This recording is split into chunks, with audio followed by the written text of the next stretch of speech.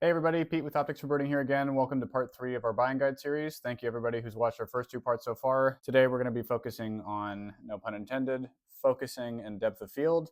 2 very important things to consider, especially if you're using these binoculars for birding, because you want to make sure that the bird is in focus, you want to make sure you can catch birds behind it and in front of it, you want to make sure that your focus wheel cooperates, all those sorts of things. So I've got 4 different binoculars to demonstrate this today. All of them are going to be from Swarovski.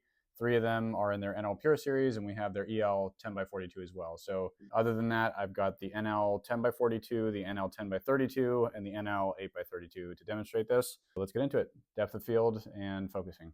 Okay, so let's start with kind of the easier concept first, which is focusing. So every binocular that you're going to want to use for birding at any nearby distance is going to have a center focus wheel like this. Since that is the part of the binocular that you're going to be touching constantly, that you need to use to get your image as sharp as possible, you want to make sure that's cooperative, right? So first things first is there are a lot of binoculars out there that have really stiff focus wheels that you just cannot get them to turn very easily.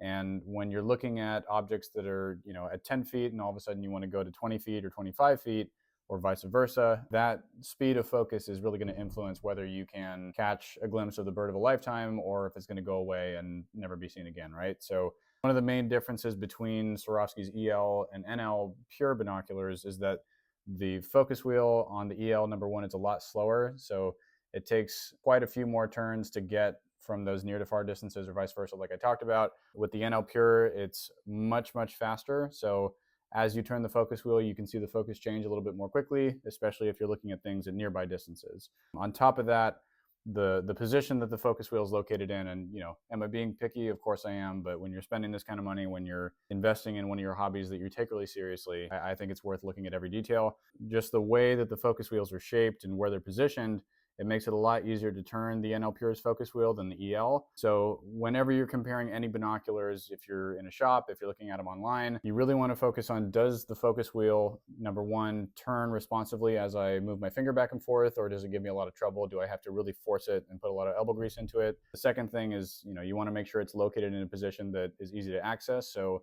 you're not really going out of your way to move your hand up and down to focus on things. The speed with which the focus wheel turns is also extremely important, right? So I think I've already beat this to death in this video alone, but the name of the game is that if you're especially looking in close quarters type environments, right? Like jungles, forests, in your own backyard, for example, if you have a bunch of feeders set up at different distances, you want to make sure that turning the focus wheel only a little bit is going to be an easy process. Number two, you want to make sure that it's fast enough to get the image and focus at different distances when you need it to be. So the last thing you want when you're out in the field is to be looking at a bird that's up in a tree and then go to the next tree over and it take forever, or the focus wheel fights you, or it puts your hand in a wonky position and all of a sudden you're distracted instead of focusing on the view. It's a very overlooked feature with a lot of binoculars. So many people are obsessed with looking at the specs like field of view and eye relief and light transmission and all these other fancy things without looking at how the binoculars work in practice. So focusing speed and responsiveness and ease of use is just one of those things that we really like to highlight here,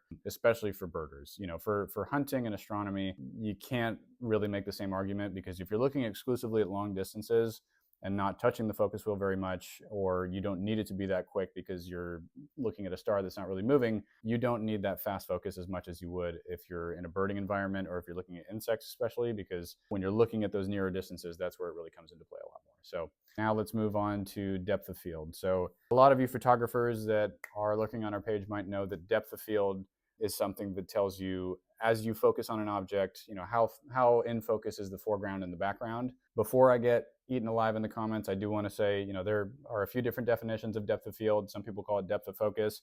I've seen it all sorts of different ways, but just to make it extra clear, like what I'm referring to when I say depth of field is if I'm focused on an object like a bird on a branch 15 feet away, higher depth of field means more of the foreground and the background is in focus.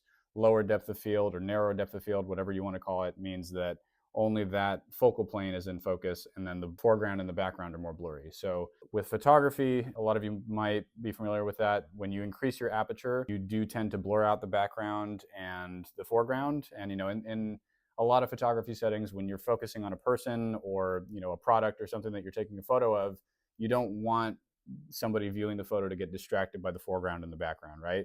So you make your aperture wide open, and then you've got your subject in focus, and you don't really care about the foreground and the background.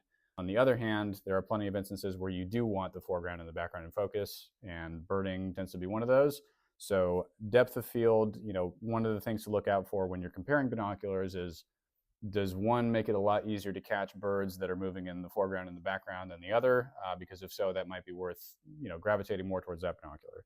If you have a bird in focus and then the background and the foreground are completely blurred, you're not going to be able to see as much of the activity outside of your focal plane. That becomes especially important in those jungle and forest environments that I mentioned, where if you're looking at a bird that's not too far away, maybe 20 feet overhead, if you want to be able to catch birds that are moving in front of it and behind it, more depth of field or greater depth of field is going to help you, because the background and therefore the birds in the background are going to be easier to spot. So why am I going into all this? Well, there are a few things to consider when you're looking at different binoculars that affect depth of field. So with photography, we call the size of the lens, or how open the lens is, the aperture. With binoculars, anybody who's watched our part 1 of this buying guide series will know that the aperture in binoculars is referred to by the objective diameter. So again, I've got two 42 millimeter binoculars here, and then I've got two 32 millimeter binoculars here.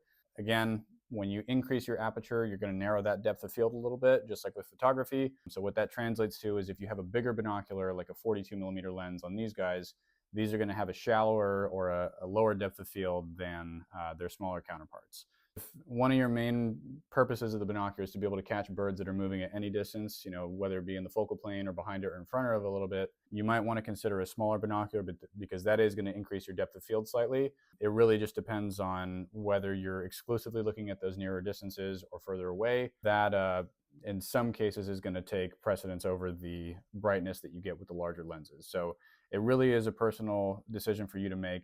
If you're exclusively looking at long distances, depth of field is not going to be super important. But if you're looking, for a bunch of different hummingbirds at different distances in a jungle type environment in Ecuador or Colombia, that's where the smaller binoculars might give you a little bit of that edge that you need. So aperture or objective diameter is one of the things that influences that. On top of that, the focal length of a camera lens is going to affect your depth of field. And similarly, with binoculars, we don't talk about them in terms of focal lengths. We talk about them in terms of magnification. So again, I've got an 8x32 here and a 10x32 here. They're basically the same binocular, besides the difference in magnification. Photographers that are here would know, when you increase your focal length, that's going to decrease your depth of field a little bit. When you're focusing on things that are further away and zooming in with your lens, typically you're going to get a narrower focal plane. So same thing is going to be true with binoculars. And if I'm looking at two binoculars with the same aperture, again, these both have 32 millimeter objective lenses. The lower power one, in this case the 8 power, is going to give me a slightly higher depth of field, or a wider depth of field. That means, again, is that the foreground and the background are going to be a little bit more in focus. So you, again, just have to ask yourself what your priorities are. If you prefer to get more detail on one bird, the 10x32 is going to be better than the 8x32. But if you're trying to look at birds and catch them at all different distances, the 8x32, while it's not going to give you all that detail that the 10 will give you, it will let you catch those birds in the foreground and the background a little bit more, especially if you're looking at birds in really dense foliage. Sometimes it can really help to have a greater depth of field, so that you can catch birds that are moving behind branches and leaves and other things that are obstructing your view. So let's look again at the two middle ones here. So again, these have the same focal length or magnification. They're both 10 power, but the 10x42 is going to have a much bigger aperture or objective lens diameter than the 10x32. So again, what that means is that the smaller aperture is going to give you a little bit more depth of field, but you just have to ask yourself if decreasing the brightness because of going down to that smaller aperture is worth it. So again, what we try to do here at Optics for Birding is just give you all the information that you need to make a decision. I'm not here to tell you, oh yeah, you have to get 10x42 all the time because that's what I use, or if you're in those situations where the extra depth of field might help. I'm not saying that absolutely a 10x32 is the way to go. You really just have to try them for yourself and ask yourself what's better for your environment. So what we've covered today is focusing and depth of field. I hope you guys have found this video helpful. If you want to learn more information about any of these binoculars or these concepts, you can always go to our website at www.opticsforbirding.com. You can always give us a buzz at 877-674-2473 or drop us a comment below. Thanks for watching. See you next time.